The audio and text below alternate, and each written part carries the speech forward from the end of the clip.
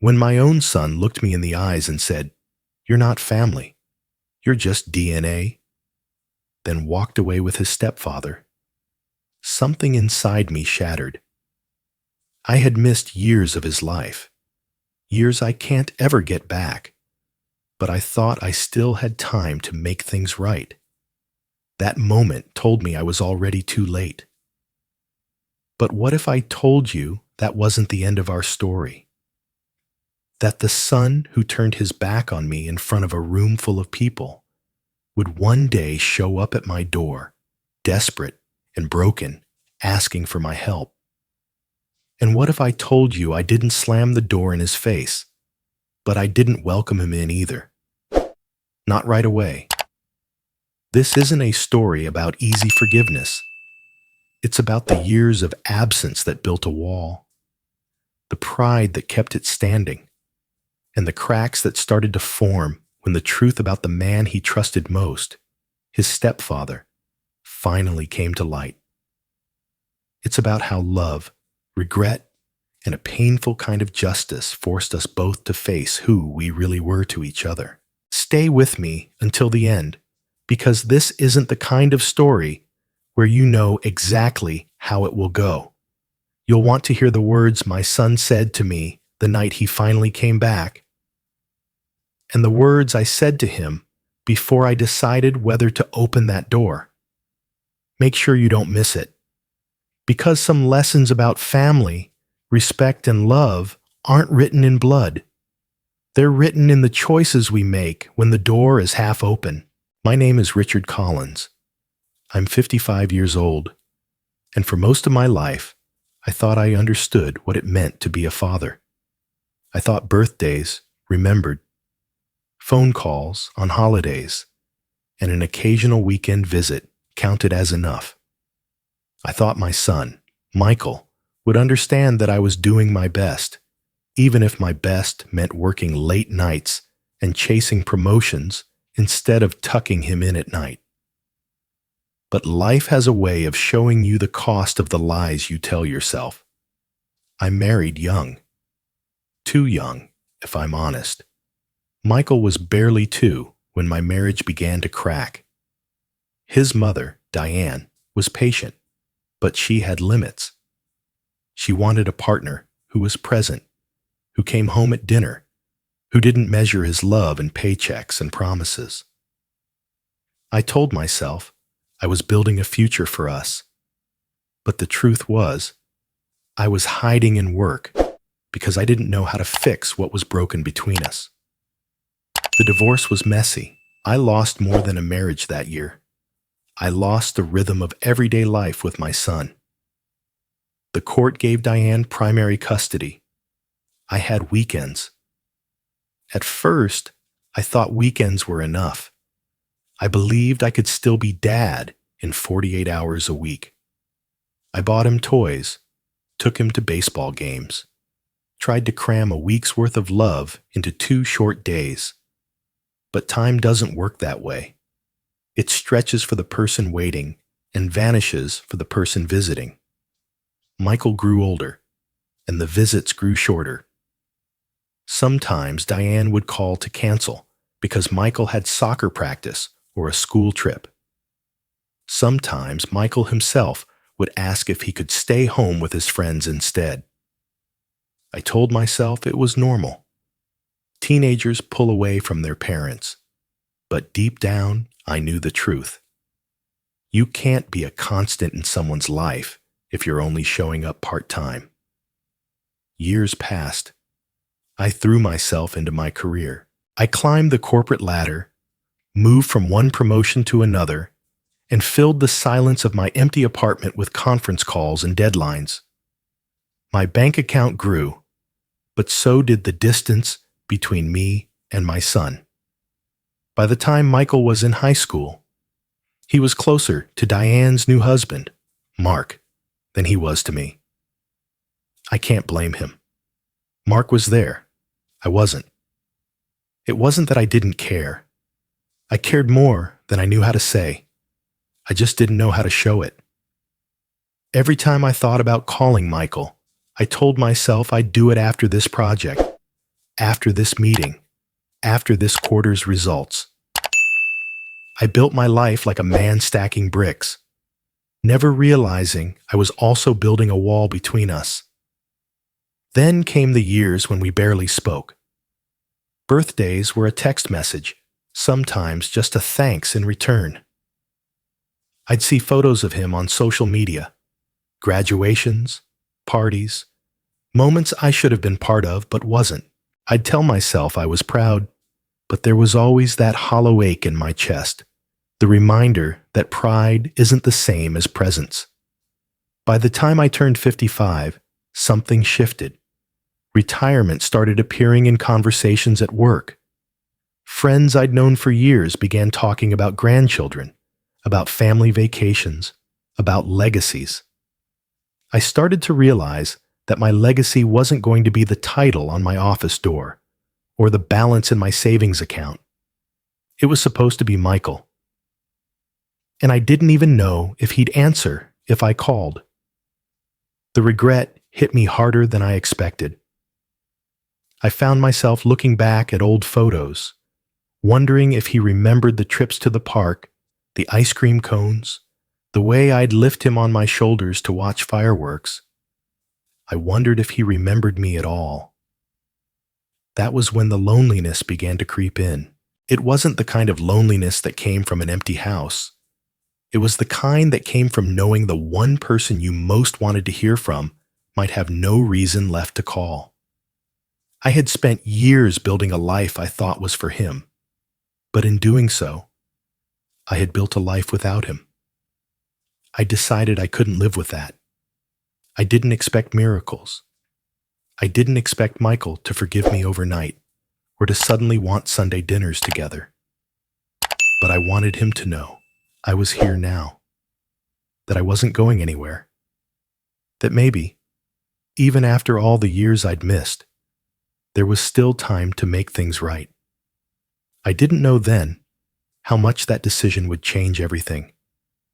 I didn't know that in trying to repair what I had broken, I would hear the words that would haunt me more than any silence ever could.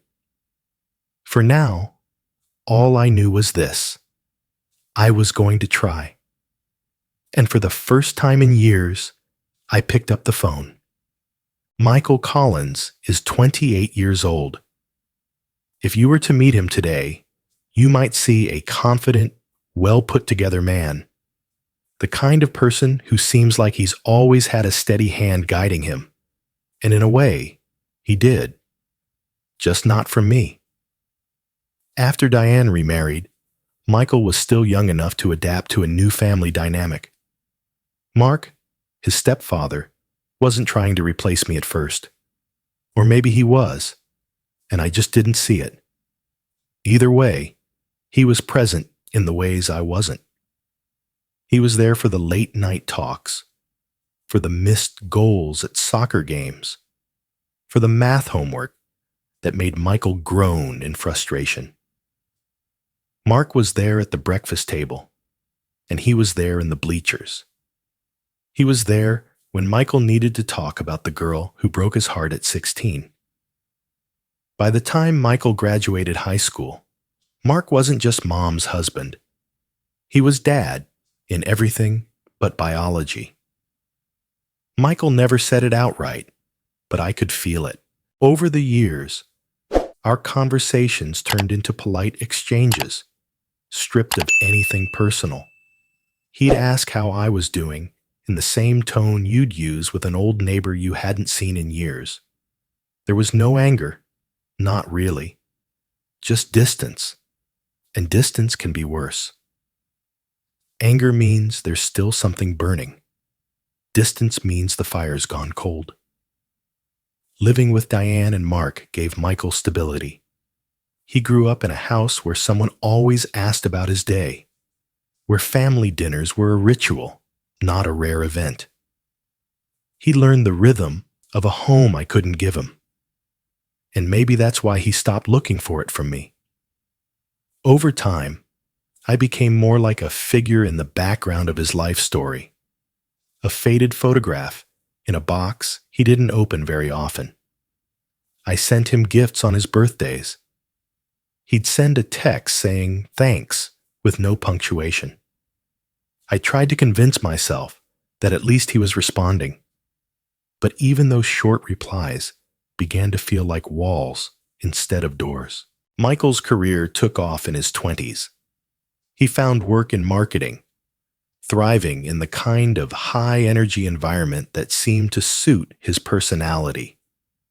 I'd see his professional updates online, promotions, new projects, photos of him at networking events, and I'd click like from my account, wondering if he noticed.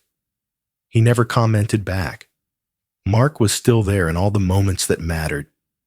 When Michael bought his first car, Mark was in the photo with him, grinning like a proud father. When Michael posted about buying his first condo, Mark's congratulations came in the form of a heartfelt comment about how far you've come, son. I wrote a short, proud of you, that sat there, unacknowledged. To Michael, I imagine I became something abstract. The father who existed but wasn't needed. He didn't have to hate me. He just had to live without me. And over time, he got very good at that. It's not that Michael was cruel or intentionally hurtful. In truth, he treated me the way people treat someone they don't expect to rely on. Polite, distant, non-committal. We'd have occasional phone calls, short, functional, and without depth. I'd ask how he was doing, and he'd give the kind of answers that don't invite more questions. Sometimes, when I saw him at family events, there'd be a handshake, maybe even a side hug. But the real connection? It wasn't there. I was the man who showed up a few times a year, said the right things, and left. Mark was the one who stayed.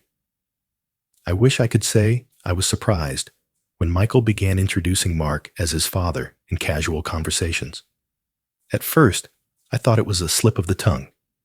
But over time, I realized it wasn't a mistake. It was a choice, and it was a choice I had made easier by not being there when he needed me. To Michael, Dad was a title you earned by showing up. By that definition, I had been Richard for a long time. The distance between us wasn't just emotional. It became practical. I didn't know his friends, his routines, his preferences. I didn't know what kind of music he listened to, what kind of coffee he liked, or the little things that parents just know. Every time I tried to ask, I felt like I was interviewing someone I barely knew. The thing is, Michael didn't have to push me away. I had done most of that work myself years ago. All he had to do was not pull me back in. So by the time I decided to reach out, to really try to bridge the years of absence, I wasn't starting from neutral. I was starting from a deficit, one that had been building since the day I left that house. And while I saw my son as the boy I wanted to reconnect with, he saw me as the man who had been gone too long to matter. It's strange. When I thought about Michael back then, I imagined the boy with scraped knees and big dreams. But Michael had grown into a man who didn't look to me for guidance, approval, or support. He had built a life without me in it. And from his perspective, that life was working just fine. What I didn't realize then was that trying to step back into his world wouldn't just be awkward. It would be unwelcome. And one day soon, he would make that painfully clear in a way I would never forget. The first time I tried to reach out, it was awkward. I remember standing in front of my phone for almost an hour, scrolling through old text threads with Michael. Most of them were short.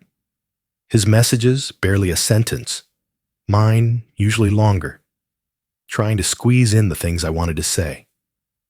I typed out a message asking if he wanted to grab dinner sometime, then deleted it. It felt too formal. I typed again, this time just, "Hey, thinking of you. Hope you're doing well." I hit send. No response. A few days passed before I convinced myself to try again, this time with a reason. It was his birthday. I sent him a gift, a watch I thought he'd like. It wasn't expensive, but it was personal. I remembered him mentioning years ago that he wanted something classic, understated. I shipped it with a handwritten card. "I know I've missed a lot, but I'd like to start showing up now. Dinner on me whenever you're free. Dad." He sent a text 3 days later. "Thanks for the watch." No punctuation, no mention of dinner. I told myself it was a start. Over the next few months, I made a point of reaching out periodically. Sometimes it was a text about something I saw online that reminded me of him. Sometimes it was an invitation to meet for lunch. I wasn't pushy. I just wanted him to know the door was open. Most of the time, he didn't answer. When he did, the replies were short. "Busy. Maybe another time. Thanks, but can't." It hurt, but I understood. I wasn't entitled to his time. Not after the years I'd missed. All I could do was keep trying. One evening, I decided to go a step further. There was a new restaurant in town I thought he might like. Something trendy. The kind of place I imagined he'd go with friends or colleagues. I sent him a text. "Hey, I got a reservation at Miller's Friday night. Just the two of us. My treat." This time, he didn't reply at all. Friday came and went. I sat at a table for two, nursing a drink long after it became clear he wasn't coming. I didn't tell anyone about that night.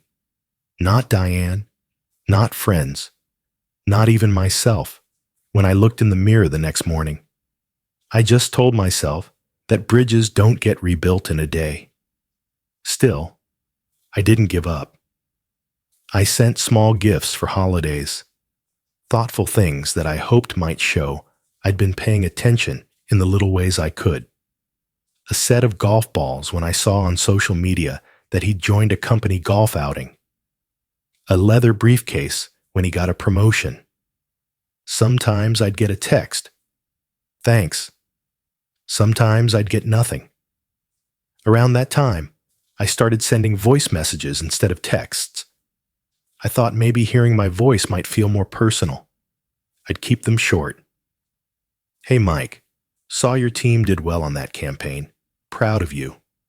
Or, "Hope you're doing okay. Call me if you ever want to grab a beer." No calls came. There was a stretch of weeks when I didn't hear from him at all. I told myself to back off, to give him space. But space was all we'd ever had, and it had only pushed us further apart. One afternoon, I saw a photo online of Michael and Mark at a baseball game. They were both smiling, wearing matching team caps. I felt a pang I couldn't quite name. It wasn't jealousy exactly. It was more like confirmation. Confirmation that the place I wanted in my son's life was already taken. And maybe it always would be. Still, I couldn't stop trying. I sent another message. "Hey Mike, no pressure, but I'd love to catch up. Dinner on me whenever works for you." He replied the next day. "Busy month. Maybe later." That was more than I'd gotten in weeks, and I clung to it like a lifeline. The truth was, I didn't know what I was hoping for. I didn't think one dinner would undo the years of distance. I didn't think a watch or a briefcase could replace the nights I wasn't there. But I thought maybe, if I kept showing up now, he'd start to see I wasn't going anywhere. I just didn't know how long I could keep talking to someone who barely talked back. And then, one day, a small shift happened. It wasn't much, just a text from Michael that said, "Maybe we can meet next week." It was the first time he'd suggested a date. I didn't know then that this meeting would be the start of something I couldn't have predicted. something that would test every bit of patience I had left. When Michael texted me, "Maybe we can meet next week," it felt like the door I'd been knocking on for years had finally opened a crack. I read the message twice, making sure it was real. My fingers hovered over the keyboard before I typed, "Absolutely. You pick the place. My treat." He chose a cafe downtown, neutral territory. Not too formal, not too personal. I told myself that was a good sign. He was willing to meet. That had to mean something. The day of the meeting, I arrived 20 minutes early. I picked a table in the corner, far enough from the door that I could watch him walk in. I wanted those first few seconds to count. I rehearsed what I might say. I promised myself I wouldn't start with an apology that sounded like an excuse. When Michael walked in, he looked older. Not in a bad way. Just older than the boy I'd carried in my shoulders. Older than the teenager who used to roll his eyes at my corny jokes. He was a man now, dressed in a crisp button-down, his hair perfectly in place. For a moment, I felt a swell of pride that I couldn't contain. "Hey, Dad," he said, his voice even, polite. It wasn't cold exactly, but it wasn't warm either. We sat down, and for a moment, neither of us spoke. I asked about his work, and he gave short, professional answers like he was in a meeting. I asked about his life, and he gave me a quick summary without details. There were no follow-up questions for me. I tried to steer the conversation to lighter things. Movies, sports, anything that might loosen the formality between us. He smiled politely a couple of times, but it didn't reach his eyes. Halfway through the meal, I decided to take a risk. "Michael," I said carefully, "I know I wasn't there the way I should have been. I can't change that. But I'd like to be here now, if you'll let me." He looked at me for a long moment, his fork still in his hand. "You were gone for years," he said finally. "You can't just show up now and expect me to forget that." "I don't expect you to forget," I said. "I just hope we can start from where we are now."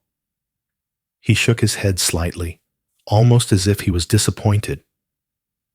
"Where we are now," he repeated quietly, "is that I don't really know you.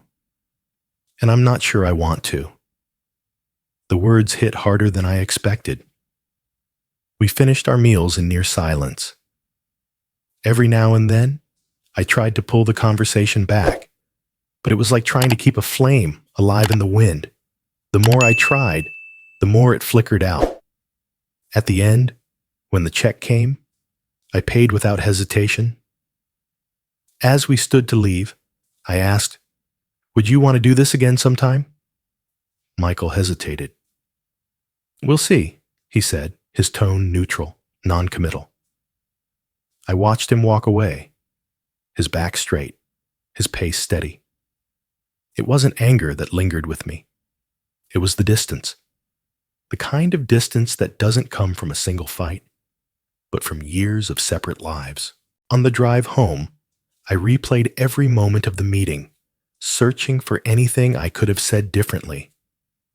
I realized, maybe for the first time, that this wasn't going to be fixed with one dinner, or even 10. But there had been one thing, something small, almost invisible. When I mentioned a baseball game we used to go to when he was little, he hadn't brushed it off. He'd nodded, just barely, and for a second his voice softened when he said, "I remember." It wasn't much, but for me, it was enough to keep trying. What I didn't know was that the next time we'd meet, it wouldn't be in a quiet cafe. It would be in a room full of people. And that meeting would change everything I thought I understood about where we stood. Family gatherings had always been complicated for me. I wasn't invited to many of them, but when I was, I tried to show up with the hope that maybe things could be different. When Diane called to tell me there was going to be a casual family barbecue at her place, I hesitated. I wasn't sure if I should go, but she added, "Michael will be there. It might be good for you two to spend a little time together." That was enough for me to say yes. I arrived early, bringing a bottle of wine and a dessert I'd picked up from a bakery Michael used to like. The house felt both familiar and foreign. Still the same walls where I had once lived, but now filled with different pictures, different memories, most of which I wasn't a part of. Mark greeted me politely at the door. "Richard," he said, with that practiced warmth of his, "good to see you. Come on in." Inside, the place was buzzing. Relatives I hadn't seen in years milled around, chatting and laughing. Michael was near the back patio, talking to a group of friends. He looked comfortable, relaxed. For a moment, I thought maybe today would go smoothly. I made my way over, offering a small wave. "Hey, Michael." He turned, gave a polite nod.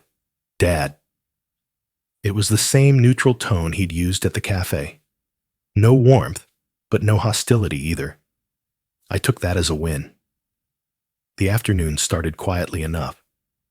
I stayed mostly on the sidelines, chatting with a couple of relatives, trying not to hover around Michael.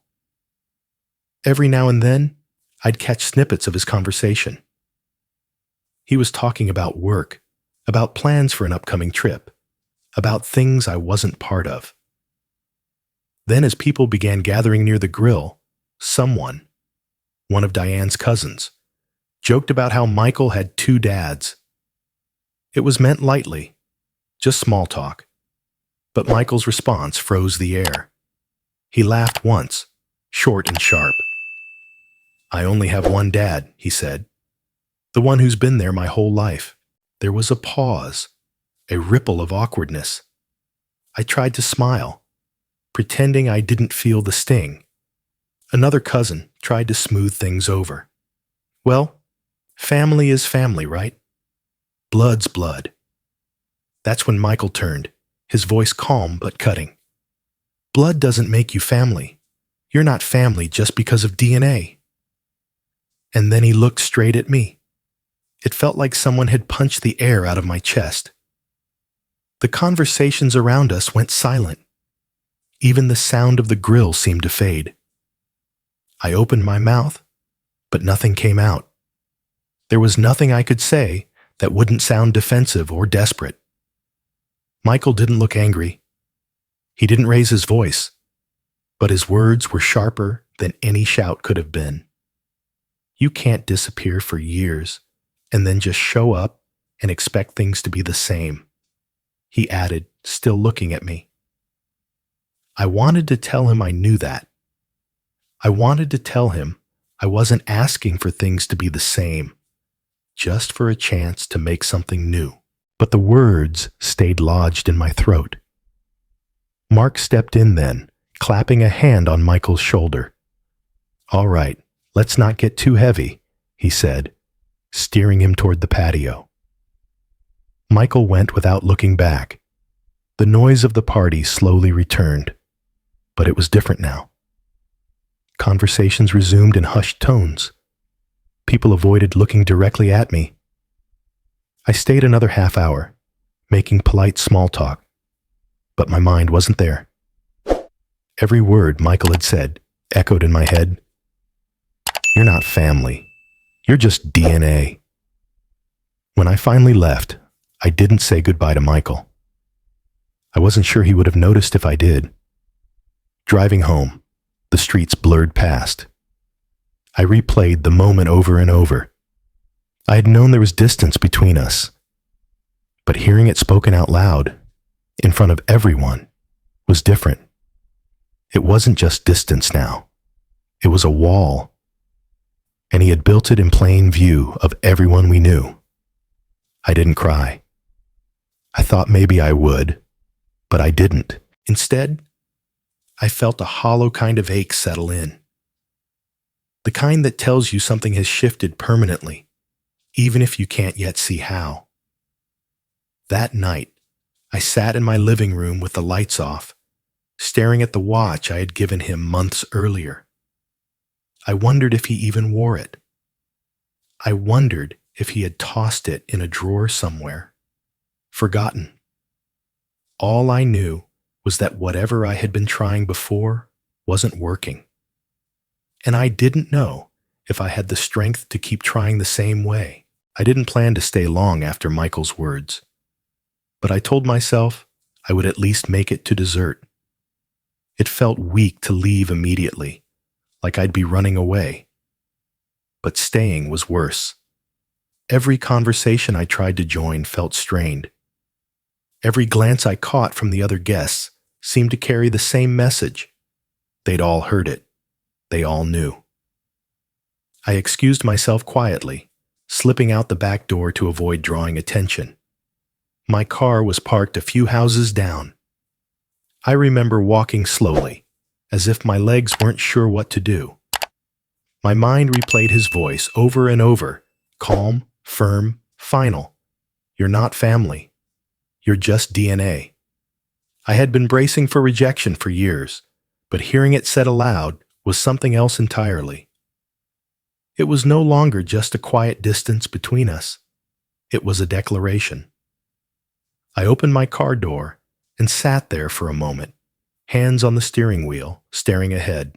I could see the warm light spilling from Diane's house in the rearview mirror, the faint sound of laughter carrying down the street. None of that laughter belonged to me. Just as I was about to start the engine, I saw them. Michael and Mark walking together toward Mark's car. Michael's posture was relaxed, his head slightly tilted toward Mark as they talked. They looked like father and son, because in Michael's eyes, they were. Mark opened the passenger door for him, and Michael climbed in without a glance back at the house or at me. I waited until their car pulled away before starting mine. It felt symbolic somehow, like they were driving forward into a life I wasn't part of, while I was still sitting in place, engine off, waiting for a green light that would never come. The drive home was quiet. I didn't put on the radio. I didn't want noise. My thoughts were loud enough.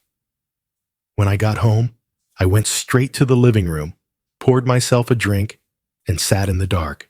It wasn't the kind of sadness that comes with tears. It was the heavy kind, the kind that settles in your bones and makes you feel hollow. For years, I had told myself that persistence would pay off, that if I just kept showing up, Michael would eventually see I wasn't going anywhere. But tonight made something clear. It wasn't just that he hadn't noticed my efforts. It was that he didn't want them. I thought about all the texts, the calls, the dinners that never happened, the watch I gave him, the briefcase, the invitations. Each one now felt like a stone I'd been stacking into a bridge that only reached halfway across the river. And tonight, Michael had torn down what little of it I'd built.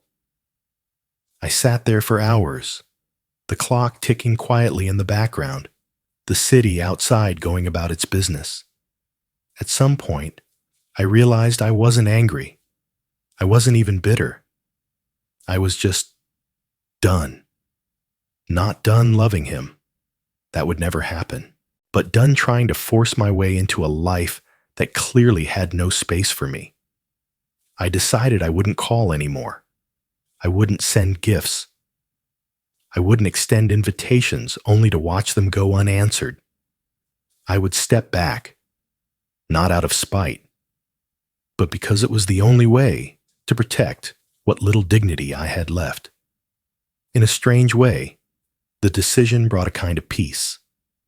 It felt like letting go of a rope I'd been holding onto for so long my hands were raw. That night, I packed away a few things. Old photos of Michael, cards he'd written me when he was young. I didn't throw them out. I just put them in a box, and slid it onto a shelf in the closet, out of sight, but not gone. Before I went to bed, I sent one final message. It wasn't dramatic, and it wasn't meant to guilt him. It was just the truth. Michael, I want you to know I'll always be here if you need me, but I won't keep pushing my way into your life. The door is open if you ever want to walk through it. I didn't expect a reply, and I didn't get one. For the first time in years, I stopped checking my phone every morning, waiting for his name to appear.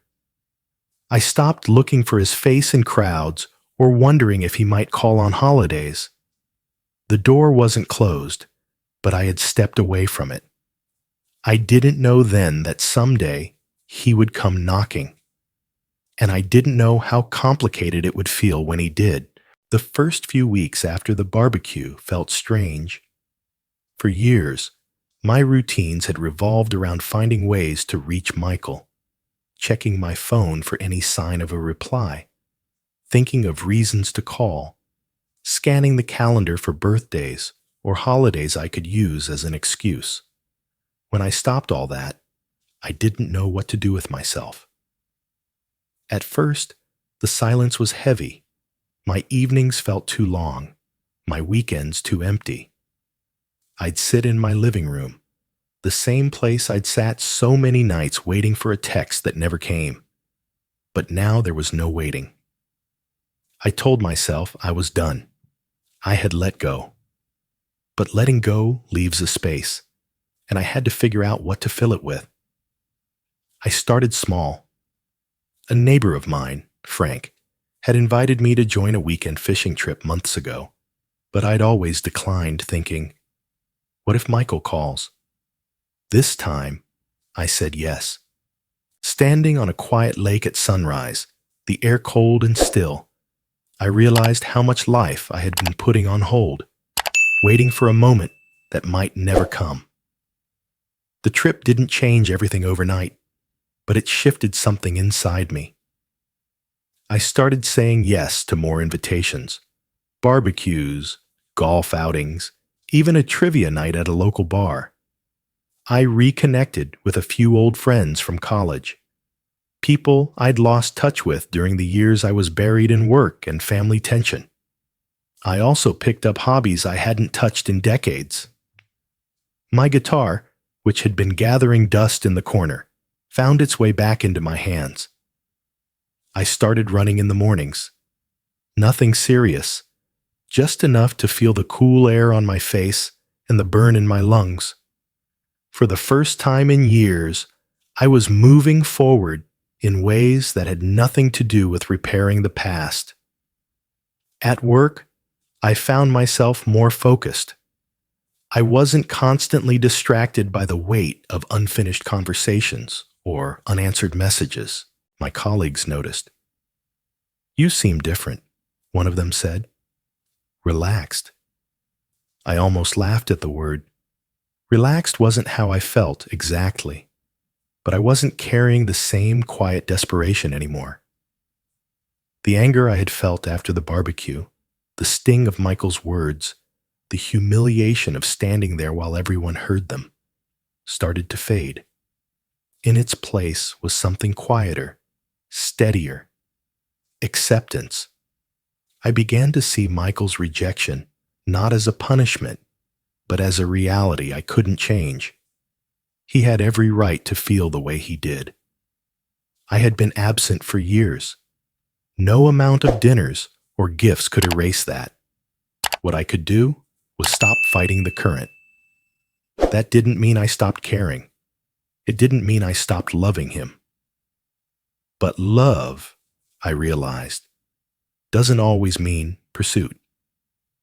Sometimes it means stepping back and letting the other person breathe. The distance gave me perspective. I started thinking less about what I had lost and more about what I still had. My health, my friends, a career I was proud of, a life that, while imperfect, was still mine to live. There were moments when I'd see something that reminded me of Michael, a father and son at a baseball game, A young man helping his dad fix a car, and the ache would return. But it wasn't sharp anymore. It was a dull, familiar companion. One night, I found myself scrolling through old photos on my computer. There was Michael at 6 years old, grinning with a missing tooth. Michael at 10, holding a baseball glove, too big for his hand. Michael at 16, tall and confident, his smile less frequent, but still there if you caught him at the right moment. I closed the laptop and sat there for a while. I didn't cry. I didn't feel angry. I just felt at peace with the fact that those moments were mine to remember, even if they weren't part of his story anymore. I started to understand that my life couldn't be defined by a door I was waiting to open. The door to Michael was there, but it wasn't mine to unlock. My job was to live my life on my side of it. That realization didn't come with fanfare. There was no big epiphany, no dramatic turning point. It was just a quiet shift, a slow acceptance that I couldn't keep holding my breath for someone else to let me in. Weeks turned into months. My phone stayed quiet, but my days felt fuller. I wasn't checking my messages every morning anymore. I wasn't rehearsing conversations in my head, and somewhere in that quiet, something unexpected began to take root, a sense of contentment. Not because everything was fixed, but because I had stopped trying to fix everything all at once. I didn't know then that this acceptance would be tested. That one day, after all my efforts to step back and move on, Michael would knock on my door, not out of forgiveness, but out of need. And when that moment came, it would shake the balance I had fought so hard to find. It had been almost 8 months since I'd last seen Michael at the barbecue. In that time, I had kept my promise to myself. No calls, no texts, no birthday reminders on my calendar. I'd stepped back completely. I told myself it wasn't surrender. It was respect. Respect for his boundaries. Respect for my own dignity. That's why I nearly dropped my phone when his name appeared on the screen one Thursday evening. I stared at it for a moment, half convinced I was imagining it. My first instinct was that something must be wrong. People don't call after years of silence for small talk. I answered on the second ring, trying to keep my voice even. Michael. "Hey," he said. His tone was careful, like he was testing the ground. "Do you have a minute?" I felt my chest tighten. "Of course," I said. "Everything okay?" There was a pause on the other end, just long enough for me to hear the faint hum of traffic in the background. "Yeah," he said finally. I just wanted to talk to you about something. It's a bit complicated." 100 possibilities ran through my mind, none of them light. "Go ahead," I said, leaning back in my chair. "It's about work," he said, his voice shifting slightly, becoming more controlled. "I've hit a rough patch. The company's going through some restructuring, and a project I was leading got cut. My role's uncertain right now. I was wondering if you knew anyone in your network who might be hiring, or if you could give me some advice." I let the words settle for a moment. Michael had never asked me for anything like this. He'd never even hinted at wanting my professional help. This wasn't small talk. This was a bridge, or at least the beginnings of one. "Of course," I said slowly. "I'd be happy to help however I can. Why don't we meet in person and talk it through?" He hesitated.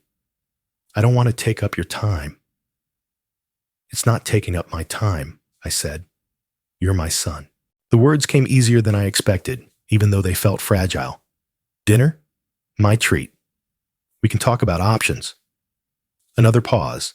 Then, Okay, sure. Dinner. We settled on Saturday evening at a quiet restaurant I knew well. When I hung up, I sat there for a long moment, the phone still in my hand. It would be easy to believe this was the moment I'd been waiting for, the moment he came back, the moment we could start over. But something in his tone lingered in my mind. There was a distance there, even in the ask. Saturday came, and I arrived early, as I always did. I chose a table in the back, away from the noise. When Michael walked in, he looked composed, confident, like someone who was used to being in control of the situation. We shook hands, and for a second, I searched his face for warmth. There was some, but it was measured. We ordered drinks, and he got straight to the point. So, the project I was working on got shut down. It's not a performance issue. They've been making cuts across the board. But it puts me in a tough spot. Mark's been helping me think through some options, but I thought maybe you'd know people in your field who could use someone with my skill set. I nodded, listening carefully. I know a few people. I can reach out. But tell me, what exactly are you looking for? Are you hoping to stay in the same kind of role? He outlined his experience, his preferences, his salary expectations. I took mental notes, offering to connect him with a few contacts I thought might be a fit. As the conversation went on, I couldn't shake the feeling that this was less about reconnection and more about logistics. He wasn't here to rebuild a relationship. He was here because I had something he needed, and I wanted to give it to him. Not because I felt obligated, but because I saw it as a chance. Even if his motives weren't purely about us, it was still a door. We ate, talked through a few options, and I promised to follow up with emails. As we finished, I decided to test the waters. Michael, I'm glad you called me. I hope we can make this more of a regular thing. Not just for work, just to talk. He didn't look up from his glass. We'll see, he said, the same neutral tone as always. The words stung, but I didn't show it. I reminded myself, bridges are built one plank at a time. We settled the bill, and as we walked out, he thanked me. I appreciate you helping me with this, he said. You don't have to thank me, I said. That's what I'm here for. Driving home, I felt two things at once, a flicker of hope, that maybe this was the first step towards something more, and a shadow of doubt, that maybe I was still just a resource, not a father. In the days that followed, I sent out emails, made phone calls, and connected him with two former colleagues who might have openings. He thanked me briefly by text, but there was no follow-up, no dinner invitation, no call just to talk. It was the same pattern, only this time I had the uneasy sense that I was part of a transaction. Still, I told myself, maybe this was how it started. Maybe it didn't matter why he reached out, only that he did. What I didn't know was that this help would not be the bridge I imagined. It would be the first crack in a dam that was going to break wide open, forcing both of us to face truths we'd been avoiding for years. Helping Michael this time felt different from the past. Before, every gesture I made was tinged with an unspoken hope that it might buy me another step closer to him. Every gift, every favor, every attempt at support carried the quiet desperation of a man trying to prove his worth as a father. But after the barbecue, after the silence that followed, I wasn't operating from that place anymore. I still cared. I still wanted to help, but I wasn't going to lose myself in the process. When Michael called about his work situation, I kept my word. I reached out to my contacts, put in a good word where I could, and gave him recommendations for positions that might fit. I even reviewed his resume, tightening the language, making sure his experience was presented in the strongest way possible. But I also set limits. I wasn't going to make this my full-time project. I wasn't going to spend every waking hour chasing opportunities on his behalf, dropping everything the moment he called. At first, Michael seemed appreciative. He thanked me when I told him I'd connected him with a hiring manager I trusted. He even sent a short update after an interview. "Went well. Thanks for the lead." But as the weeks went by, his tone shifted. One afternoon, he called while I was in a meeting. I let it go to voicemail, planning to call him back afterward. When I returned his call later that evening, his voice was cooler. "I just needed to ask about that position you mentioned last week. I didn't hear back from them. Did you follow up?" "I sent an email," I said. "These things take time. Hiring managers are juggling a lot of candidates." He made a sound, half sigh, half frustration. "I just thought you'd have more pull. They're your contacts, after all." I didn't take the bait. "I do what I can," I said evenly, "but I can't control their timelines." There was a pause, then a curt, "Right. Okay." It wasn't the last time the conversation took that turn. Over the next few weeks, I noticed a pattern. Whenever things moved too slowly for his liking, his calls grew shorter, his tone more clipped. He didn't say it outright, but I could hear it in his voice. He expected me to do more. I wasn't unwilling, but I wasn't going to become a one-man employment agency for him. I had my own life, my own commitments. One evening, over dinner, I decided to address it. "Michael, I'm glad you came to me for help. I want to see you land somewhere solid. But I can't promise that every lead will work out, and I can't push people beyond what's reasonable. You understand that, right?" He looked at me for a long moment, his expression unreadable. "I just figured you'd go to bat for me the way you would for anyone you cared about." "I am going to bat for you," I said, keeping my voice calm. "But going to bat doesn't mean swinging at every pitch blindly. It means being smart about the opportunities." He didn't answer right away. He just nodded, but it wasn't the kind of nod that meant agreement. In the following days, his messages became shorter. "Any updates?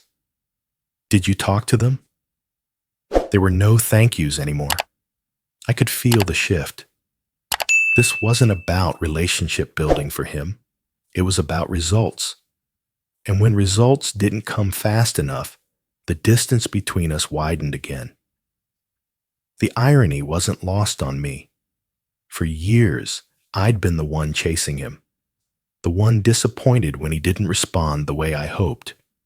Now, the roles had flipped. He was the one waiting, and I was the one holding back. Not out of spite, but because I had learned the hard way that giving everything doesn't guarantee closeness. One afternoon, after another short conversation about a stalled lead, I hung up the phone and sat in silence for a while. I thought about the way he used to look at Mark, like someone who always came through for him. I wondered if Michael realized that Mark's ability to come through wasn't magic. It came from boundaries, from choosing when to step in and when to let him figure things out on his own. I was trying to do the same. But boundaries are tricky when there's history involved. For Michael, my limits probably looked like reluctance. For me, they were the only way to help without losing myself. I didn't know then that this tension, this difference in expectations, was building towards something bigger, something that would play out in front of other people, the way it had at the barbecue. Only this time, I wouldn't be the one caught off guard. It happened at a networking event. One of those polished evenings where everyone wears their best smile and pretends the wine isn't cheap. I was there on an invitation from an old colleague who thought I might enjoy meeting some new business contacts. I didn't expect Michael to be there, but he was. He walked in with a group from his company, looking sharp in a tailored suit. For a moment, I thought about approaching him, but I decided to give him space. This wasn't a family dinner. It was his arena. Halfway through the evening, I was speaking with a potential client when I heard my name from across the room. I turned to see Michael approaching, his expression tight, his movements clipped. "Richard," he said, voice just loud enough to draw a few heads. "Can I have a word?" I excused myself from the conversation and followed him toward a quieter corner, though the word quiet was misleading. People nearby were already watching. "What's going on?" I asked. He crossed his arms. "I just think it's interesting how you've been talking to people about helping me out, like you're my savior or something." I blinked, caught off guard. "I've mentioned you to some contacts because you asked me to. That's all." His jaw tightened. "No. You've been acting like some hero who swoops in to fix everything. You want people to think you're this great dad now, but where were you when it actually mattered?" The words were sharp, deliberate. A few nearby conversations quieted. Eyes turned toward us. I took a slow breath, feeling the weight of the moment. This was the kind of public sting I'd felt before. The barbecue all over again. But this time, I didn't feel humiliated. I felt steady. "Michael," I said calmly, "I've never claimed to be a perfect father. I wasn't there in the way I should have been. But don't confuse quiet effort with absence." He scoffed. "Quiet effort? You mean what? Sending the occasional gift? Making a few phone calls when you feel guilty?" I looked him in the eye. "Do you remember when your mother almost lost the house after the divorce?" His expression faltered for a fraction of a second. "She told me Mark helped her handle it." "Mark was there," I said, "but so was I. I paid off the second mortgage behind the scenes because she didn't want you to feel unstable. She asked me not to tell you because she didn't want it to seem like I was buying your affection. I agreed, because it wasn't about credit. It was about you having a home." The room had gone quiet now. Michael's jaw tightened again, but there was a flicker of uncertainty in his eyes. "And when you went to college," I continued, "your scholarships covered a lot, but not all of it. The rest came from me. Not because I expected a thank you, but because I wanted you to have every opportunity you could. You think Mark paid for that new laptop you got freshman year? He didn't. I did. I wired the money directly to him because it mattered more that you had it than who you thought it came from."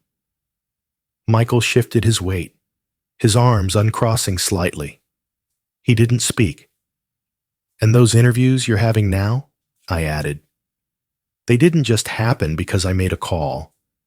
I've been leveraging decades of relationships, carefully, so that when your resume crosses someone's desk, it gets a second look. I've been doing it without broadcasting it, without asking for anything in return. Because being your father isn't about being a hero. It's about showing up quietly, even when no one notices." The silence that followed was heavy. People nearby pretended not to listen, but I could feel their attention on us. Michael finally looked away, his voice quieter now. "You never said any of that." I shrugged lightly. "You never asked. And I wasn't doing it for the applause."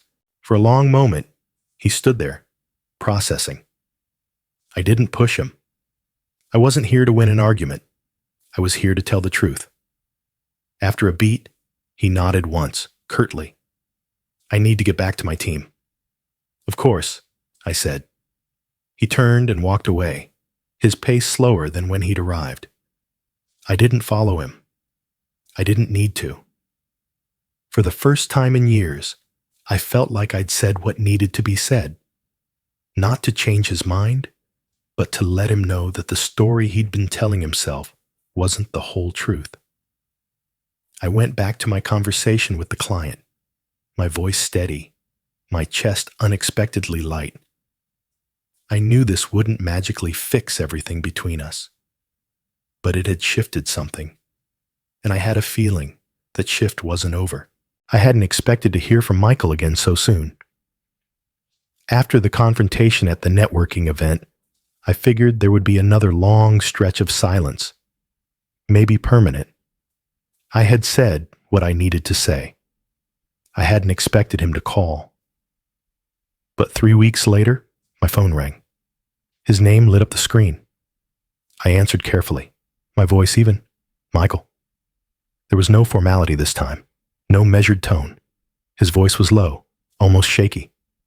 Dad, can I come over? I froze at the word. Dad. It wasn't Richard. It wasn't you. It was the word I hadn't heard from him in years. Of course, I said, anytime. He arrived 20 minutes later, looking different from the polished man I'd seen at the event. His hair was unkempt, his shirt wrinkled, his shoulders hunched like he was carrying something heavy. I gestured for him to come in. He didn't sit right away, just stood there in the living room, staring at the floor. What happened? I asked quietly. He exhaled, rubbing the back of his neck. It's Mark. I stayed quiet, letting him take his time. I found out he's been lying about a lot of things. His voice was strained, bitter in a way I hadn't heard before. There's this investment he promised to help me with, something I've been counting on for months. He said the money was tied up, that I just had to wait. Turns out there was no investment. He'd used the money for something else. And when I confronted him, he didn't even apologize. He just told me I'd figure it out on my own, like I always had. I didn't speak right away. I could see the cracks forming, the image of Mark that Michael had carried for years beginning to shatter. And it's not just the money, Michael continued. I started realizing how many times he's promised things and not followed through. How many times he's brushed me off. I kept telling myself he was busy, that he meant well. But now I don't know. He finally looked at me then, his eyes red, but not from anger. I feel like an idiot. I've been defending him for years. I've been using him as the measuring stick for you. And now, he trailed off, his voice breaking. I stepped closer, my voice gentle. Michael, people aren't perfect. Not Mark, not me. But I know it hurts when someone you've trusted lets you down. He sat down heavily on the couch, his hands clasped tightly together. I thought he was the one who was always there for me. And I guess he was, in some ways. But I realize now, being there sometimes isn't the same as being there always. I never let myself think about the times he wasn't. I guess it was easier to believe in him than to admit I might have been wrong. I sat in the chair across from him, careful not to push too hard. It's not about being wrong. It's about seeing the whole picture. People can be good in some ways and flawed in others.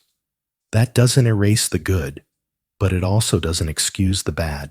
He was quiet for a moment. Then he said something I didn't expect. I owe you an apology. I felt my chest tighten. You don't owe me anything. Yes, I do, he said firmly. I've been unfair. I've judged you for not being perfect, but I've been blind to Mark's mistakes because it was easier than facing the truth. I've said things to you I can't take back, things that weren't fair. I didn't rush to accept the apology. I could tell he needed to say more. I told you you weren't family, he said, his voice low. I said you were just DNA. I thought I was making some kind of statement about what family really means. But now I see I was just angry. Angry about the years you weren't there. Angry because I didn't know how to deal with it. And instead of talking to you, I shut you out. I leaned forward, resting my forearms on my knees. Michael, I know I wasn't there in the ways you needed me. I can't change that. But I've never stopped being your father, and I've never stopped hoping there would be a day when we could have a conversation like this. He swallowed hard. I don't know if I can make up for the way I've treated you. You don't have to make it up, I said gently. We just have to decide where we go from here. For the first time in years, there was no tension in his posture, no guarded distance. He leaned back, exhaling slowly, as if some weight had lifted. I don't know if I'm ready to just pick up where we left off, he said. I wouldn't expect you to, I replied. We don't have to rush anything. We can take it one step at a time. There was a long pause. Then he nodded. I'd like that. It wasn't a grand reconciliation. There was no cinematic hug, no swelling music. But there was something more important, an openness that hadn't been there before. He stayed for a while, talking, not just about Mark, but about his work, his friends, the pieces of his life he'd never shared with me before. I listened, not as someone trying to fix everything, but as someone finally being let in. When he left that evening, he paused at the door. Thanks for letting me come by, he said. You're always welcome here, I replied. After he left, I sat in the quiet of the living room, the same room where I'd sat so many nights wondering if he'd ever come back. I didn't fool myself into thinking everything was fixed. There was still a long road ahead. But for the first time in years, the door wasn't just open. It felt like he might actually want to walk through it. What I didn't know was that even this step forward would come with one more turn, one more test. And this time, it would be my decision, not his, that would define where we went next. Michael came by again the following weekend. This time, he didn't look broken. He looked calmer, more put together. There was still tension in his expression, but it wasn't sharp. It was more like someone who'd finally made a decision, even if it was a difficult one. He stepped into the living room and glanced around, almost like he was seeing the place differently. Thanks for letting me come by again, he said. You don't have to thank me, I replied. You're welcome here any time. He hesitated before sitting down. I've been thinking a lot about what I said to you, about what I've believed all these years. And I realized I can't just expect you to forget everything that happened. I can't expect you to just pretend the last few years didn't happen. I leaned back, watching him carefully. I don't want to pretend they didn't happen. That's not how we move forward. He looked at me directly. Then I guess what I'm saying is, I want to move forward. I want to have a relationship with you. But I don't know how to start. It would have been so easy to take that moment to say, yes, let's start fresh and let years of longing for his acceptance take over. But something in me had changed. I didn't want a relationship built on apology alone. I wanted one built on trust. And trust doesn't grow from words. It grows from actions. I'm glad you want to move forward, I said. But if we're going to rebuild this, it can't just be me doing the building. You have to meet me halfway. He frowned slightly. What do you mean? I mean, I said slowly, for years, I've been the one reaching out. I've been the one inviting, calling, sending messages, and I don't regret any of that. But I can't go back to a dynamic where I'm always knocking on a closed door. If we're going to have a relationship, it has to be one where you show me, through your actions, that you want to be here too. He was quiet for a moment, his jaw tightening like he wanted to argue. But then he exhaled. That's fair. I'm not asking for perfection, I continued. I don't need constant calls or weekly dinners, but I do need consistency. I need to see effort. I need to see that this matters to you as much as it matters to me. He looked down at his hands, then back at me. I can do that. I want to do that. I nodded. Then let's start small. Come by for dinner once a month. Call me when something's going on in your life. Not just when it's falling apart, but when you have good news too. Let me be part of the whole picture, not just the emergencies. There was a long pause before he nodded again. Okay, I can do that. Something shifted in the room then. It wasn't a grand reconciliation, but it was the beginning of something real. Over the next few months, Michael kept his word. He came over for dinner, not every week, but regularly. Sometimes we talked about work. Sometimes we just watched a game in silence. It wasn't about filling every second with meaningful conversation. It was about being present, about showing up. He started calling occasionally too. Once, just to tell me he'd gotten a good review at work. Another time, to ask for my opinion on a car he was thinking of buying. They weren't big moments, but they were signs. And I noticed something in myself as well. I wasn't walking on eggshells anymore, afraid to say the wrong thing. I wasn't trying to prove myself at every turn. I was just being his father, in the present tense, without the weight of every missed moment on my back. One evening, about 6 months after that first conversation, we were sitting on the porch after dinner. The sky was turning a deep orange as the sun went down. Michael had been talking about a project at work when he fell quiet for a moment. You know, he said slowly, I've been thinking about what you said, about actions. I guess I never realized how much I expected you to do all the work. I don't think I even realized I was doing it. I just assumed you'd always try, and I'd decide when, or if, I'd respond. I didn't interrupt, but I see now that it's not fair. And I don't want this to be one-sided anymore. I don't want to make you prove yourself over and over. You've already done that. I felt something in my chest ease at those words. It's not about proving myself anymore, I said. It's about both of us deciding what this relationship is going to look like now, and I think we're figuring that out. He nodded, and for the first time, there was no hesitation in his smile. That night, when he left, he shook my hand, then pulled me into a brief hug. It wasn't dramatic, but it was real.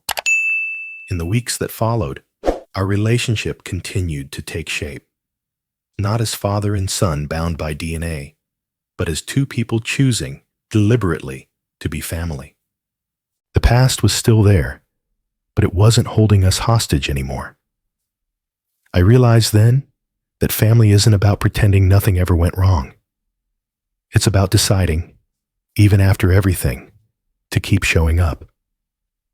And Michael was showing up now, not just with words, but with actions. And for the first time in a long time, I believed we might actually be building something that would last.